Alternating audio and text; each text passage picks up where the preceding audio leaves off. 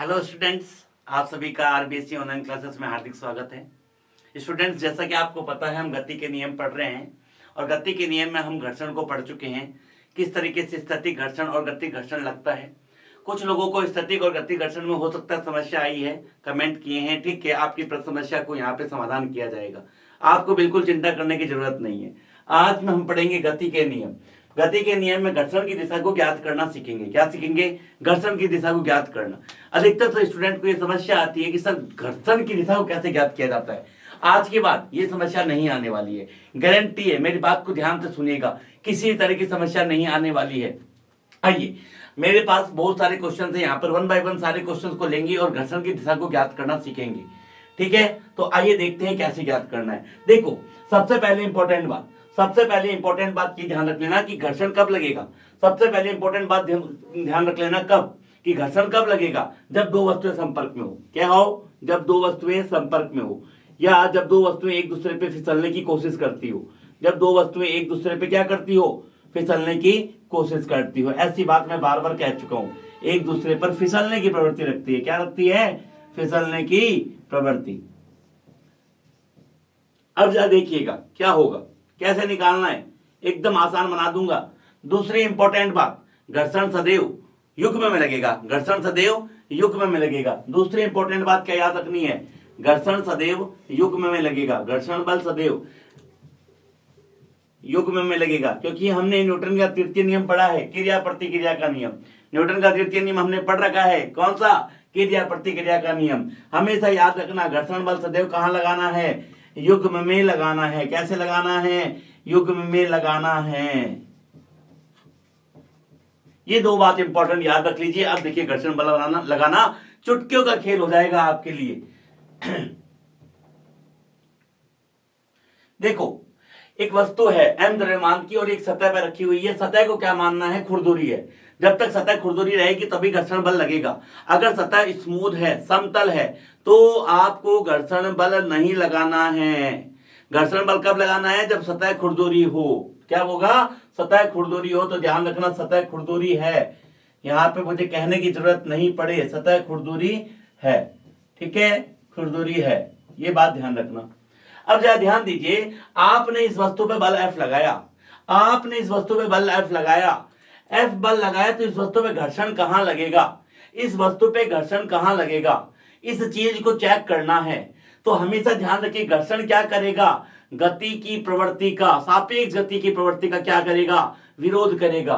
तो इस सतह के सापेक्ष वस्तु कहां जा रही है? वस्तु कहां जा रही है? आगे की तरफ। कहां जा रही है? आगे की तरफ। तो घर्षण क्या करेगा? इस पर कहां लगेगा घर्षण बल? पीछे की तरफ लगेगा। कहां लगेगा? घर्षण बल पीछे की तरफ लगेगा। दूसरी इंपॉर्टेंट बात, अगर ये वस्तु इस सतह के संपर्क में है, तो मैंने बताया कि जब दो वस्तुएं संपर्क में होती है तो घर्षण बल लगता है। सर लगा दिया, लेकिन घर्षण बल सदैव कहां लगेगा? युग्म में लगेगा। कहां लगेगा? युग्म में लगेगा। अगर इस ब्लॉक पर घर्षण पीछे लग रहा है तो इस सतह पे घर्षण बल कहां लगेगा? इस सतह पे घर्षण बल कहां लगेगा? आगे की तरफ लगेगा। देखो, फिर से बता रहा हूं, अगर वस्तु आगे जाने की कोशिश कर रही है तो इस पे लगने वाला घर्षण बल कहां लगेगा? पीछे की तरफ लगेगा। और जैसा कि मैं बता चुका हूं कि घर्षण सदैव युग्म में लगता है, तो अगर इस पर घर्षण पीछे लगेगा तो इस सतह पे घर्षण कहां लगेगा? इस सतह पे घर्षण कहां लगेगा? आगे की तरफ लगेगा। अब आप बोलोगे सर अभी हमें और तरीका बताओ। देखो, एक तरीका और बताता हूं। कैसे? एकदम आसान तरीका है। आपको किसी पर भी घर्षण देखना है, जैसे मान लो आपको घर्षण बल देखना है। आप इस वस्तु में बैठ जाओ। क्या कर जाओ? बैठ जाओ। जब आप किसी वस्तु में बैठ गए तो वो आपके लिए क्या हो जाती है? रुकी हुई हो जाती है। जैसे मान लो मैं कहता हूं आप ट्रेन में बैठे हो, ट्रेन कहां जा रही होती है? आगे। तो आपको जमीन कहां जाती हुई दिखती है? पीछे की तरफ जाती हुई दिखती है, नहीं दिखती है? बिल्कुल सर दिखती है। कुछ नहीं करना, आप इस पे बैठ गए। अब आप भूल जाओ इस पे कोई बल लग रहा है, लेकिन आप ये सोचो अगर ये ब्लॉक आगे जा रहा है तो ये सतह कहां जा रही होगी? जरा सोचो, ये सतह कहां जा रही होगी? पीछे। अगर सतह पीछे जा रही है तो इस पर घर्षण बल कहां लगेगा? सापेक्ष गति का क्या होगा? विरोध होगा। तो घर्षण बल कहां लगेगा? इस पर आगे लग गया। और मैं बोल चुका हूं कि घर्षण बल सदैव कैसा लगता है, युग्म में लगता है। अगर इस सतह पे घर्षण आगे लग रहा है तो ब्लॉक पर घर्षण कहां लगा देना, पीछे लगा देना। ब्लॉक पर घर्षण कहां लगा देना, पीछे लगा देना। बिना सोचे समझे किसी एक पर घर्षण लगा लो, किसी एक पर घर्षण की दिशा निकाल लो, दूसरी सतह पर उसकी उल्टी लिख दो, दूसरी सतह पर उसकी उल्टी लिख दो, आंसर आ जाएगा। क्या बोला, वापस से एक बार रिपीट कर रहा हूं मैं अपनी बात को। ब्लॉक पर आप बैठ जाओ, ब्लॉक कैसा हो गया आपके लिए, रुका हुआ। जब ब्लॉक, आप सोचो ब्लॉक कहां जा रहा था, आगे। ब्लॉक आगे जा रहा था तो ये सतह कहां जाती हुई दिखेगी, पीछे। सतह पीछे जा रही है, सतह को रोकना है तो घर्षण कहां लगाना पड़ेगा, घर्षण कहां लगाना पड़ेगा, आगे की तरफ। घर्षण कहां लगाना पड़ेगा, आगे की तरफ। अब इस पे घर्षण आगे लग गया तो इस वस्तु पे घर्षण कहां लगेगा, पीछे की तरफ। बस एक पर घर्षण निकाल लो, उसका उल्टा दूसरी वस्तु पे लगा दो, घर्षण आ जाएगा, घर्षण आ जाएगा। समझ आ रही है नहीं आ रही है, समझ आ रही है नहीं आ रही है। आओ इसको देखते हैं, इसको देखते हैं। इस पे देखो क्या हो रहा है, इस पे देखो क्या हो रहा है, ध्यान से देखो, ये ध्यान से देखो कि इस पर mg कहां लगेगा, इस पर mg कहां लगेगा, mg कहां लगेगा, नीचे, नीचे लगेगा। अब अगर ये mg नीचे लग रहा है, सुनना मेरी बात, mg नीचे लग रहा है तो mg से कहां लाने की कोशिश कर रहा है, नीचे। पर मैं कहता हूं वस्तु विराम में है, इसको रोकने के लिए घर्षण कहां लगाना पड़ेगा, इस पर घर्षण कहां लगाना पड़ेगा, पीछे लगाना पड़ेगा या नहीं लगाना पड़ेगा, लगाना पड़ेगा। अगर इस पर घर्षण पीछे लग रहा है तो इस दीवार पे घर्षण कहां लगेगा, इस दीवार पर घर्षण कहां लगेगा, क्या नीचे की तरफ लगेगा या नहीं लगेगा, बताओ, क्या नीचे की तरफ लगेगा या नहीं लगेगा, जल्दी से बताओ, जल्दी से बताओ। क्योंकि मैंने क्या बोला कि घर्षण बल कहां लगता है, युग्म में लगता है। फिर से सोचो, आप मान लो इस पर बैठ गए, आप इस पर बैठ गए, आप इस पे बैठ गए, ठीक है। आप जब बैठ गए तो ये कहां जा रहा है, ब्लॉक नीचे की तरफ जाने की कोशिश कर रहा है, तो आपको दीवार कहां जाती हुई दिखेगी, दीवार कहां जाती हुई दिखेगी, ऊपर की तरफ सर, ऊपर की तरफ। अगर दीवार ऊपर जा रही है तो उसको रोकने के लिए घर्षण कहां लगाओगे, दीवार पर, दीवार पर नीचे। तो मैंने क्या बोला, घर्षण बल कैसा लगता है सर, युग्म में। तो ब्लॉक पर घर्षण कहां लग जाएगा, ऊपर की तरफ। ब्लॉक पर घर्षण कहां लग जाएगा, ऊपर की तरफ। बात समझ में आई या नहीं आई? अभी मैं केवल आपको घर्षण की दिशा ज्ञात करना सिखा रहा हूं। कोई दिक्कत है, कोई दिक्कत है सर? अभी भी दिक्कत है, कोई दिक्कत नहीं, और भी क्वेश्चन लेंगे, और क्वेश्चन लेंगे, एकदम क्लियर कर दूंगा, एकदम क्लियर कर दूंगा। आज के बाद घर्षण की दिशा ज्ञात करने में तो दिक्कत आएगी नहीं। देखिए, आओ आओ, ये देखो हमारे पास और क्वेश्चन है। देखो, सतह खुरदुरी है ऐसा मानिए, एफ लगाया गया है इस पे, ठीक है। ये देखो M1 ब्लॉक है, M2 ब्लॉक है, ए ब्लॉक है, बी ब्लॉक है, पुलिस से कनेक्टेड है, क्लियर है। यहां पे आपने एफ बल आरोपित कर दिया। मैंने कहा मुझे M1 और M2 पे घर्षण बल लगा के बता दो, मुझे M1 और M2 पे घर्षण बल लगा के बता दो। आप बोले सर ये तो हलवा हो गया, अभी तो आपने बोला कि जो चीज जिस पर बल लगाना है, जैसे मान लो मैं M2 पे बल लगाने की बात कर रहा हूं, M2 पे, तो मैंने क्या किया, मैं इस ए पर बैठ गया। अगर मैं जैसे ही ए पे बैठ गया, ए पे मैं बैठ गया, तो मैंने क्या बोला, ए रुक गया। अगर ए रुक गया तो अब मुझे बी कहां जाता हुआ दिखाएगा, मुझे बी जाता कहां दिखेगा, पीछे की तरफ। सिंपल सी बात है ना कि जब गाड़ी आगे जा रही है तो उसके साथ चीज, जो चीज सटी हुई है कहां जाती हुई दिखेगी, पीछे। या आप ऐसा सोचो कि ये एफ बल से इसको इधर खींचूंगा तो ये कहां जाता हुआ दिखेगा, पीछे की तरफ। जब ये पीछे की तरफ जा रहा है तो इसकी गति को रोकने के लिए घर्षण कहां लगाना पड़ेगा, इस पर आगे की तरफ लगाना पड़ेगा या नहीं लगाना पड़ेगा, इस पर घर्षण बल कहां लगाना पड़ेगा, आगे की तरफ। तो इस बल, इस पर, इस M2 पे घर्षण अगर आगे लगेगा तो इस A पर घर्षण कहां लगेगा, पीछे की तरफ लगेगा या नहीं लगेगा। इस A पर घर्षण कहां लगेगा, पीछे की तरफ लगेगा या नहीं लगेगा। कुछ नहीं करना, एकदम आसान है। मैं कह रहा हूं देखो, इसको आगे खींचा, ये कहां जाएगा, पीछे की तरफ जाएगा या नहीं जाएगा। ये पीछे की तरफ जाएगा तो इसको रोकने के लिए घर्षण को कहां आना पड़ेगा, इसको रोकने के लिए घर्षण को कहां आना पड़ेगा, आगे की तरफ आना पड़ेगा। जब इस सतह पे घर्षण आगे है तो इस सतह पे घर्षण कहां लगेगा, पीछे की तरफ। क्योंकि घर्षण सदैव कहां लगता है, युग्म में लगता है। घर्षण सदैव कहां लगता है, युग्म में लगता है। अब जरा देखो, ये सतह क्या जा रही है, ये ब्लॉक आगे जा रहा है तो इस पे घर्षण कहां लगेगा, घर्षण कहां लगेगा, पीछे की तरफ। घर्षण कहां लगेगा, पीछे की तरफ। अच्छा, इस पर घर्षण पीछे लग गया तो इस सतह पे घर्षण कहां लग जाएगा, इस सतह पे घर्षण कहां लग जाएगा, आगे। क्योंकि घर्षण बल सदैव कैसा लगता है, युग्म में। युग्म में एक पर दिशा निकाल लो, दूसरे में दिशा निकालना एकदम आसान हो जाएगा। एक पर दिशा निकाल लो, दूसरे में निकालना आसान हो जाएगा। जरा वापस देख लो, हमने इसको आगे खींचा, ब्लॉक कहां गया, पीछे, तो इस ब्लॉक पर घर्षण कहां लगेगा, आगे की तरफ लगेगा। इस ब्लॉक पर घर्षण आगे लगा तो ये संपर्क है और घर्षण युग्म में लगेगा, तो इस पर घर्षण कहां लगेगा, पीछे की तरफ लगेगा। लगेगा या नहीं लगेगा? इसको आपने आगे खींचा तो इस पर घर्षण कहां लगा, पीछे। इस पर घर्षण पीछे लगा तो इस सतह पे घर्षण कहां लगेगा, आगे लगेगा। बात खत्म, बात खत्म। और चूंकि सतह अलग अलग है, यहां पर सतह अलग है, यहां पे सतह अलग है, इसीलिए लगने वाले घर्षण भी क्या हैं, अलग अलग हैं। क्योंकि सतह अलग है तो लगने वाले घर्षण भी कहां हैं, अलग अलग हैं। बोलो मेरी बात समझ में आ रही है नहीं आ रही? क्लियर है? एकदम क्लियर है, बोलो हाँ या ना? क्लियर है? यहां देखो, अगर ये ब्लॉक ए ब्लॉक पर एफ बल लगाया, ए ब्लॉक पे हमने क्या लगा दिया, एफ बल लगाया, तो वस्तु कहां जा रही है, आगे की तरफ। अगर ये वस्तु आगे की तरफ जा रही है तो इस पर घर्षण बल कहां लगेगा, इस पर घर्षण बल कहां लगेगा, पीछे की तरफ लगेगा। लगेगा या लगेगा? अच्छा, इस पर घर्षण पीछे लग गया तो इस सतह पे घर्षण कहां लग जाएगा, इस सतह पे घर्षण कहां लग जाएगा, बोलो, आगे की तरफ लग जाएगा नहीं लग जाएगा? लग जाएगा। अच्छा, इस वस्तु को देखो, इस वस्तु पर mg कहां लगेगा, नीचे की तरफ लगेगा सर। इस वस्तु पर अगर इसका द्रव्यमान है तो इस पे mg कहां लगेगा, नीचे की तरफ। तो इसको रोकने के लिए घर्षण कहां लगाना पड़ेगा, इस सतह पे घर्षण कहां लगेगा, ऊपर की तरफ लगेगा सर। और अगर इस पर ऊपर लगेगा तो इस ब्लॉक पर घर्षण कहां लगेगा, नीचे की तरफ लगेगा या नहीं लगेगा?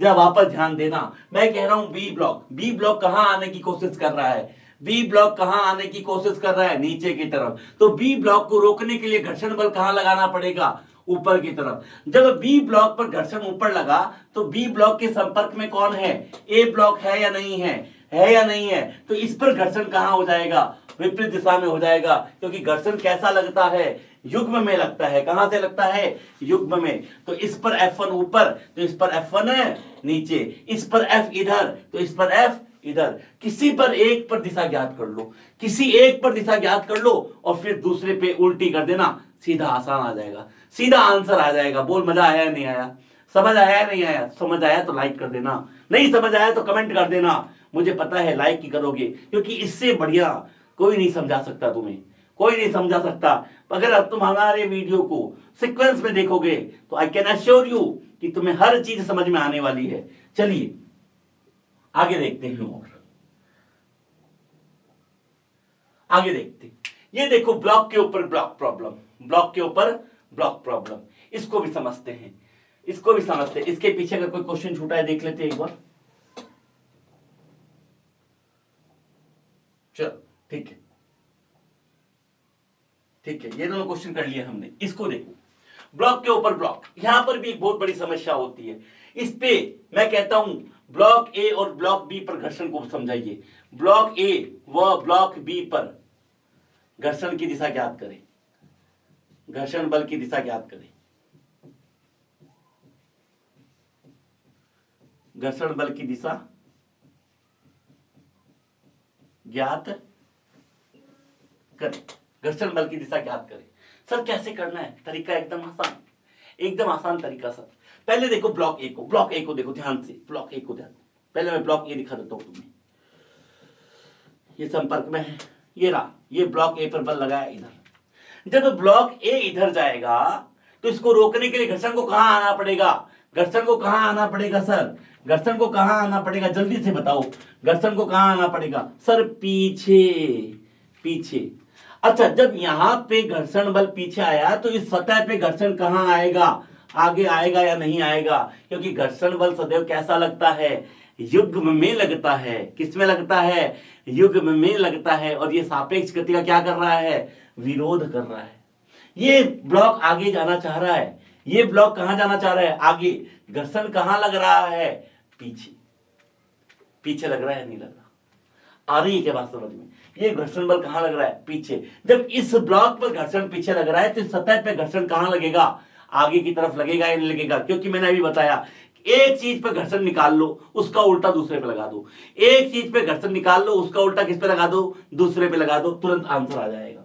सर बी पे बताओ कैसे लगाना है, सर बी पे बताओ कैसे लगाना है, बी पे बताओ सर कैसे लगाना है। मैंने कहा अगर सोचना जरा, ये ब्लॉक आगे जा रहा है तो ये ब्लॉक तुम्हें कहां जाता हुआ दिखेगा, ये ब्लॉक आगे जा रहा है तो ये ब्लॉक तुम्हें कहां जाता हुआ दिखेगा, पीछे की तरफ। अब पीछे की तरफ है तो घर्षण क्या करेगा, इसकी गति का क्या करेगा, विरोध करेगा। अगर अच्छे से बोलूं तो सापेक्ष गति का विरोध करेगा। भाई अगर ये ब्लॉक पर बल लगाया एफ तो ये पीछे जाने की कोशिश कर रहा है, अगर ये पीछे जाने की कोशिश कर रहा है और सतह खुरदुरी है, सतह कैसी है, खुरदुरी है, तो वो इसको पीछे जाने नहीं देगी। तो इस पर घर्षण कहां लगेगा, इस पे घर्षण कहां लगेगा, आगे की तरफ लगेगा, इन लगेगा, बोल आगे की तरफ लगेगा, इन लगेगा। भाई इस पे आपने बल लगाया, ये आपको कहां जाता हुआ दिखेगा, पीछे की तरफ। इसको रोकना है, रोकने के लिए घर्षण कहां लगाना पड़ेगा, घर्षण कहां लगाना पड़ेगा, आगे।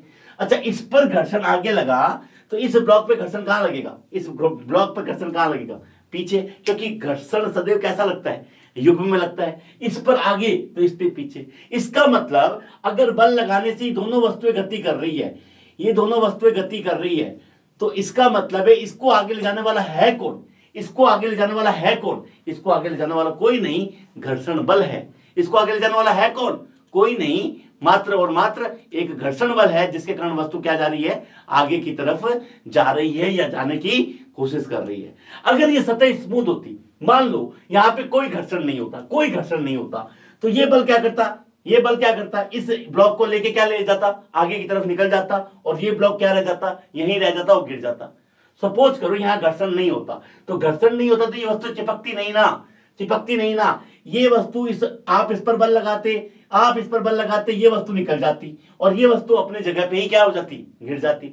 लेकिन इनके मध्य घर्षण है, और घर्षण है, और मैं कह रहा हूं कि ब्लॉक भी ए के साथ जा रहा है, ब्लॉक भी क्या कर रहा है, ए के साथ जाने की कोशिश कर रहा है। अब ले जाएगा कौन, इस पर तो एफ बल लग रहा है, ये तो इसको ले जाएगा, लेकिन इसको आगे कौन ले जाएगा, इसको आगे इनके मध्य लगने वाला घर्षण बल जो आगे की तरफ लग रहा है, वही क्या करेगा, इसको आगे की तरफ ले जाएगा, वही क्या करेगा, इसको आगे की तरफ ले जाएगा। बोलो मेरी बात समझ में आ रही या नहीं आ रही, बोलो मेरी बात समझ में आ रही या नहीं आ रही। एकदम कोई भी दिक्कत है, कोई भी दिक्कत है, कोई भी अगर दिक्कत है तो कमेंट बॉक्स में कमेंट कर देना, लेकिन उम्मीद करता हूं आपको कोई दिक्कत नहीं आएगी। मेरी कही भी बातें याद रखिए, अगर आपको नहीं समझ में आए पीछे प्रीवियस वीडियो को रोकिए, वापस देखिए, वापस देखिए, आपको मेरी सारी बात समझ में आ जाएगी, वापस देखिए मेरी बात समझ में आ जाएगी। चलिए आगे चलते हैं। ये हुआ घर्षण की दिशा ज्ञात करना, ये हुआ घर्षण की दिशा ज्ञात करना। देखते हैं आगे।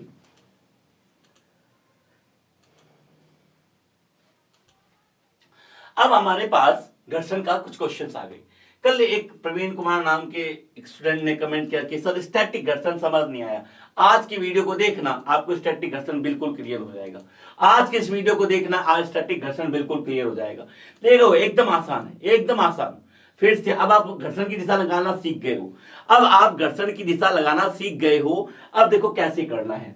देखो सिंपल सी बात है कि एक वस्तु है एम द्रव्यमान की, एम द्रव्यमान दे रखा है क्वेश्चन के अंदर 1 kg है। कितना kg है, 1 kg है।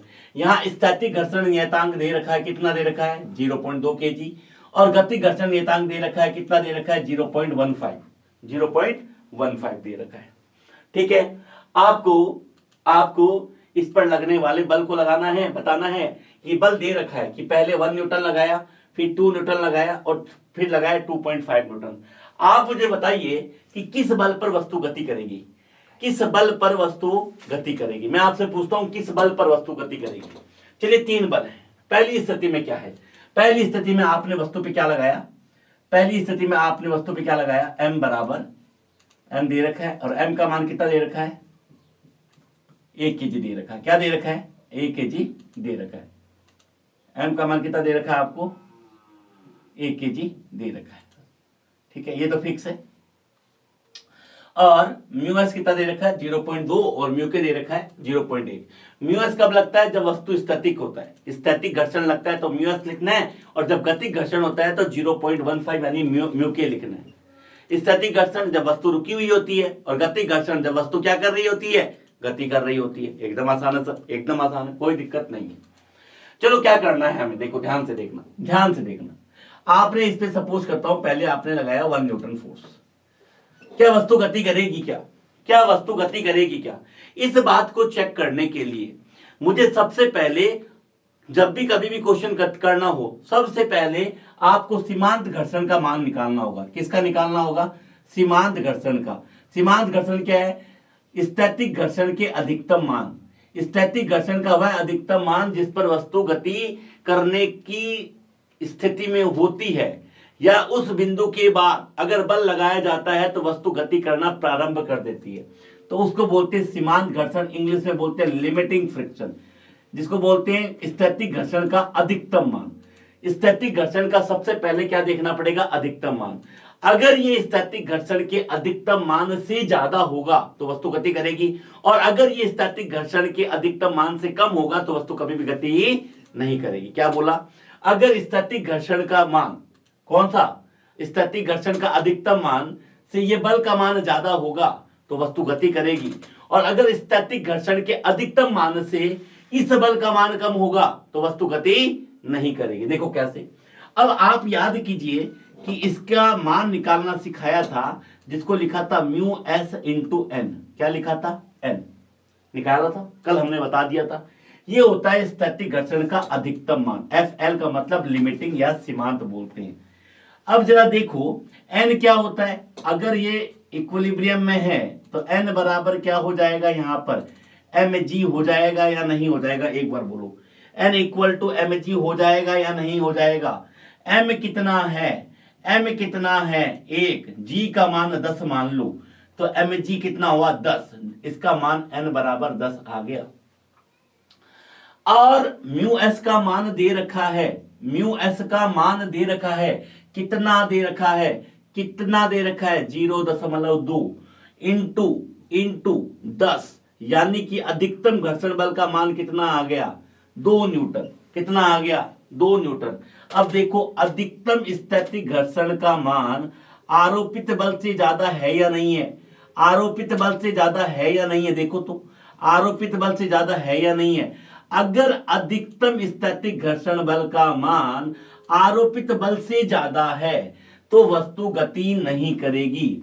वस्तु गति नहीं करेगी। वस्तु गति नहीं करेगी। हमेशा ध्यान रखना।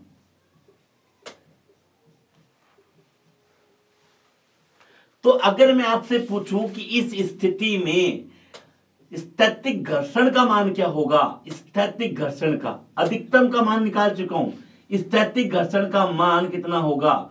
स्थैतिक घर्षण का मान इस स्थिति में 1 न्यूटन ही होगा। क्यों होगा सर? क्यों होगा? देखो हमने जो मान निकाला है वो अधिकतम स्थैतिक घर्षण का निकाला है। कल वाला थोड़ा सा ग्राफ देखो, हमारे प्रीवियस वीडियो को जाके देख लेना, जिसमें मैंने घर्षण बल और आरोपित बल के मध्य ग्राफ बनाया है, और हमने बोला जैसे जैसे बल का मान बढ़ता है घर्षण बल का मान बढ़ता जाता है, और एक बिंदु ऐसा जहां पर घर्षण स्थैतिक घर्षण का मान अधिकतम होता है, इसको बोलते हैं अधिकतम स्थैतिक घर्षण या एफएल बोलते हैं। इसके बाद ग्राफ थोड़ा सा नीचे होता है और यहाँ पे गतिक घर्षण आ जाता है। तो जरा देखो कि ये तो अधिकतम घर्षण बल का मान है, वो कितना निकल चुका है? 2 न्यूटन। आपने बल कितना लगाया? 1 न्यूटन। तो घर्षण भी कितना मिलेगा? घर्षण भी कितना हुआ होगा? 1 न्यूटन। क्योंकि आपको पता है कि स्थैतिक घर्षण स्वतः समायोजित घर्षण है। ये स्वतः समायोजित है। जैसे जैसे बल का मान बढ़ता है वैसे वैसे घर्षण बल का भी मान बढ़ता है। आपने 1 न्यूटन लगाया, इसने भी 1 न्यूटन लगा दिया, बराबर। फिर आपने 1.5 न्यूटन लगाया, इसने भी 1.5 न्यूटन लगाया। आपने अगर 2 न्यूटन लगाया तो इसका अधिकतम मान कितना है? 2 न्यूटन। इससे अधिक ये जा नहीं सकता, इससे अधिक ये जा नहीं सकता। लेकिन 2 के बाद जैसे ही आप लगाओगे अब इसका काम खत्म हो जाएगा, क्योंकि अब आरोपित बल का मान स्थैतिक घर्षण से क्या हो चुका है? ज्यादा हो चुका है, और वस्तु क्या कर जाएगी? गति कर जाएगी। तो फिर से ध्यान देना कि जो आरोपित बल है और जो घर्षण बल है समानुपाती है। जैसे जैसे आरोपित बल का मान बढ़ता है घर्षण बल का भी मान बढ़ता जाता है। अभी आपने आरोपित बल 1 न्यूटन लगाया और अधिकतम स्थैतिक घर्षण बल कितना है? 2 न्यूटन है, पर आपने 1 लगाया, इसका मतलब घर्षण बल अभी 1 ही लग रहा है, क्योंकि वह उसको एडजस्ट कर रहा है। ये कहां तक जा सकता है? ये अधिकतम 2 तक जा सकता है। अधिकतम कहां तक जा सकता है? 2 तक जा सकता है। इसीलिए स्थैतिक घर्षण का मान 1 है, लेकिन अधिकतम स्थैतिक घर्षण बल का मान कितना है? 2 न्यूटन है। अब आप देखो कि घर्षण बल का मान 2 न्यूटन, आपने 1 न्यूटन लगाया, वस्तु गति करेगी? नहीं करेगी सर, नहीं करेगी। समझ में आई बात? चलो अब इसको मैं और एक चीज समझाने की कोशिश करता हूं, ध्यान देना यहाँ पे कि अब बल हमने कितना कर दिया? 2 न्यूटन कर दिया। कितना कर दिया? 2 न्यूटन। चलो देखिए, अगर बल 2 न्यूटन कर दे तो क्या होगा सर? अगर बल 2 न्यूटन कर दे तो क्या होगा? यहां देखना, फिर से वही चीज है। m का मान कितना है? 1 kg है। इस बार आपने जो आरोपित बल है वो कितना कर दिया? 2 न्यूटन कर दिया। और आपको पता है म्यू एस कितना दे रखा है? 0.2 दे रखा है, और म्यू के दे कितना दे रखा है? 0.15। और आपको पता है कि म्यू एस का मान म्यू के से क्या होता है? ज्यादा होता है। होता है या नहीं होता है? होता है। ठीक है, अभिलंब प्रतिक्रिया बल कितना लगेगा? n बट mg कितना लगेगा? 1 × 10, यानी कि n का मान कितना आ गया? 10। आपको पता है कि अधिकतम स्थैतिक घर्षण बल कितना होगा?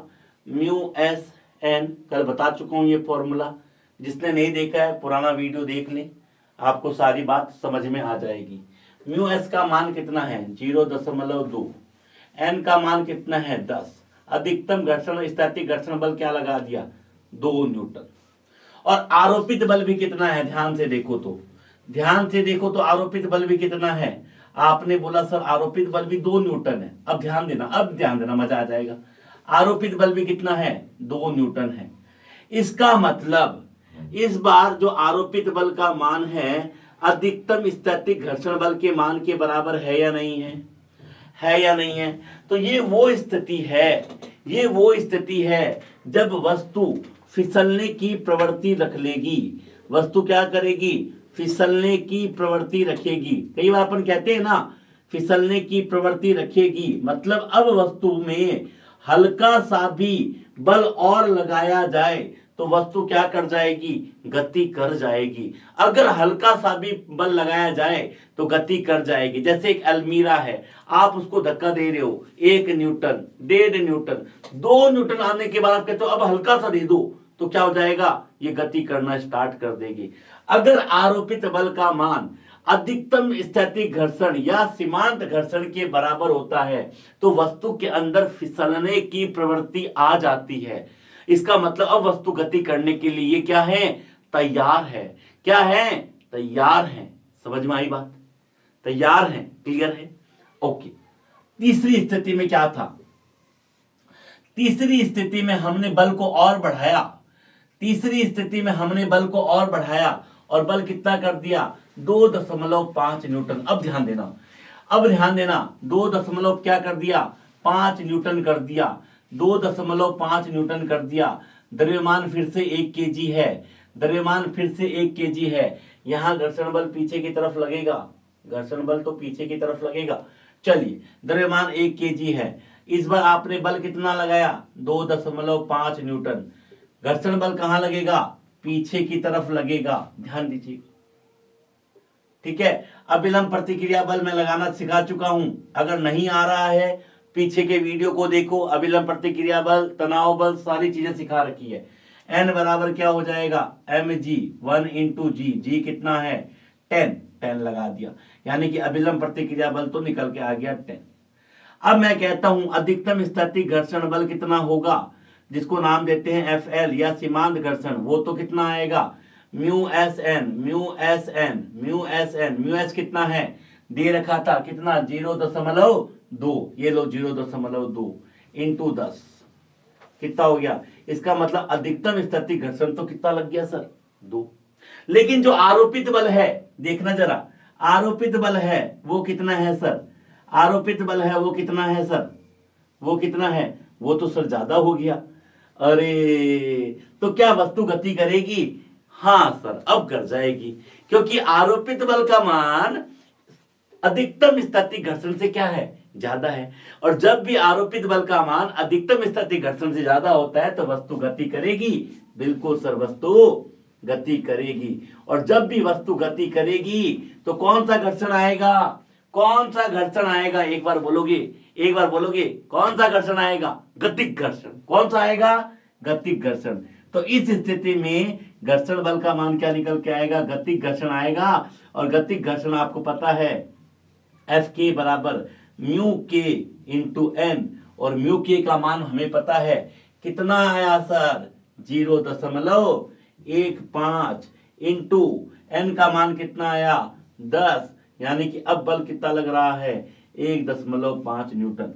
और ये बात मैं पहले भी कह चुका हूं कि गतिक घर्षण का मान अधिकतम स्थैतिक घर्षण से क्या होता है, कम होता है। क्या होता है, कम होता है। देखो कम आया या नहीं आया, आया या नहीं आया।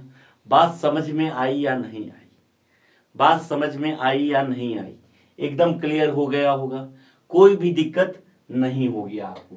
उम्मीद कर रहा हूं बात एकदम क्लियर होगी। ठीक है, चलो एक क्वेश्चन और देखते हैं हम लोग। फिर से एक क्वेश्चन है कि घर्षण बल के परिमाण व त्वरण का मान ज्ञात करें। सर देखो, घर्षण बल का परिमाण और त्वरण का ज्ञात करें। हमेशा याद रखना कि वस्तु गति करेगी तभी त्वरण आएगा, वस्तु गति करेगी तभी त्वरण आएगा।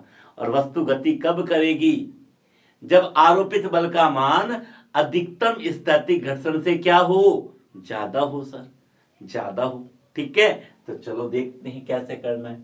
सबसे पहला काम करना है कि आप ये देखिए कि इस वस्तु का भार कहां आएगा, नीचे की तरफ। क्या आएगा वो m इंटू जी। m कितना है 5, g को 10 मान लीजिए, 5 इंटू 10 कितना आ गया सर 50 न्यूटन आ गया। मैं कहता हूं मुझे एक चीज बताओ, अधिकतम स्थैतिक घर्षण बल का मान कितना होगा। आपने बोला सर अधिकतम स्थैतिक घर्षण, तो आपने बताया था म्यू एस इंटू एन, और म्यू एस का मान दे रखा है 0.4। एन क्या होता है, अभिलंब प्रतिक्रिया बल। और अभिलंब प्रतिक्रिया बल कब लगता है, जब दो वस्तुएं क्या होती है, संपर्क में होती है। अब देखो ये वस्तु इसको इधर की तरफ बल लगा रही है, और ये वस्तु इसको कहां लगाएगी, इधर की तरफ। ये जो बल है ये अभिलंब बल है, और ये सदैव सतह के कहां लगता है, लंबवत लगता है। तो सतह के लंबवत यही बल है, और इसका मान हमें दे रखा है, कितना दे रखा है 100 सर, कितना दे रखा है 100 दे रखा है। तो अधिकतम स्थैतिक घर्षण कितना निकल के आ गया 40 न्यूटन। और अगर वस्तु इधर नीचे की तरफ आ रही है तो घर्षण बल कहां लगेगा इस वस्तु पर, इस वस्तु पे घर्षण कहां लगेगा, ऊपर की तरफ, क्योंकि घर्षण इच्छित सापेक्ष गति का विरोध करेगा। ये नीचे जाना चाहेगा तो घर्षण कहां लगेगा, ऊपर। अगर इस ब्लॉक पर घर्षण ऊपर लगा तो इस दीवार पे घर्षण कहां लगेगा। मैंने बोला था कि घर्षण सदैव युग्म में लगता है, किसी एक पर दिशा निकाल लो, दूसरे पे क्या कर दो, उल्टी कर दो। ब्लॉक पर घर्षण ऊपर की तरफ तो दीवार पे घर्षण नीचे की तरफ, बात खत्म। अब जरा देखिए कि इसको रोकने के लिए कितना बल लगा सकता है, अधिकतम स्थैतिक घर्षण बल क्या लग सकता है 40 न्यूटन। अधिकतम स्थैतिक घर्षण बल क्या कर सकता है, वस्तु को रोक सकता है।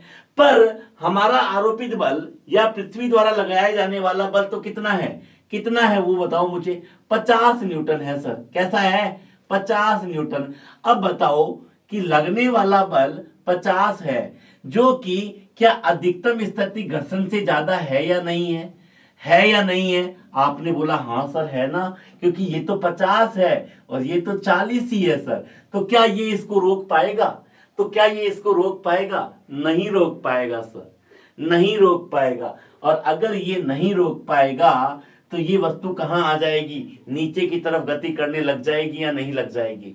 बिल्कुल सर। और जब कोई वस्तु नीचे की तरफ गति करना प्रारंभ कर देती है, किधर भी गति करना प्रारंभ कर देती है, तो गति की स्थिति में कौन सा घर्षण बल आता है, गति की स्थिति में कौन सा घर्षण बल आता है, गतिक घर्षण बल आता है, गतिक घर्षण बल आता है। तो बताओ गतिक घर्षण बल का मान कितना निकाल दोगे, गतिक घर्षण कितना होता है म्यू के इंटू एन। क्या होता है म्यू के इंटू एन, क्या होता है म्यू के इंटू एन। म्यू के कितना लिखोगे बताओ, म्यू के तुम लिखोगे सर 0.3, 0.3 इंटू एन। एन क्या होता है, N equal to N equal to क्या होगा यहाँ पे अभिलंब प्रतिक्रिया बल, और वो कितना है 100 सर। कितना है 100 यानी कि कितना निकल के आ गया 30 न्यूटन। कितना निकल के आ गया 30 न्यूटन। इसका मतलब वस्तु तो गति कर रही है, ये बात सही है, और वस्तु गति कर रही है तो कौन सा घर्षण बल आएगा, गतिक घर्षण बल आएगा। तो अगर त्वरण निकालना है तो आरोपित बल में से गतिक घर्षण को माइनस कीजिए। आरोपित बल माइनस गतिक घर्षण बल बटा द्रव्यमान। भाई त्वरण क्या होता है? त्वरण का मतलब होता है परिणामी बल बटा द्रव्यमान। अब परिणामी बल कितना होगा? भाई वस्तु कहाँ आ रही है? नीचे की ओर, क्योंकि mg ज्यादा है और गतिक घर्षण क्या है? पीछे की तरफ लगेगा। माइनस का 30 बट्टा m। द्रव्यमान कितना है? 5 kg। 50 में से 30 गया, 20 बट्टा 5, यानी कि त्वरण कितना निकल के आ गया? वस्तु का निकल के आ गया त्वरण 4 मीटर पर सेकेंड स्क्वायर। बोलो मेरी बात समझ में आ रही है? मैं फिर से कह देता हूं, त्वरण निकालना हो तो परिणामी बल देखो। परिणामी बल क्या है? आरोपित बल नीचे। अब घर्षण आएगा, लेकिन कौन सा घर्षण? गतिक घर्षण। वो भी क्या लगेगा? वस्तु की गति के विपरीत लगेगा। तो क्या हो जाएगा? 50 माइनस 30 बट्टा 5, 20 बट्टा 5 बराबर 4, यानी कि वस्तु का त्वरण कितना लिखा जाएगा? 4 मीटर पर सेकेंड स्क्वायर। बोलो मेरी बात समझ में आ रही है? एकदम क्लियर है? कोई दिक्कत है? नहीं है? तो ठीक है, मैं आज की क्लास को यहीं कंक्लूड करता हूं स्टूडेंट। उम्मीद करता हूं आपको घर्षण की दिशा ज्ञात करनी आ गई होगी और किस तरह स्थैतिक घर्षण और गतिक घर्षण के मान को हमें कैलकुलेट करना है ये भी आपने सीख लिया होगा। अगर वीडियो पसंद आया हो तो लाइक करना ना भूलिएगा। Thank you.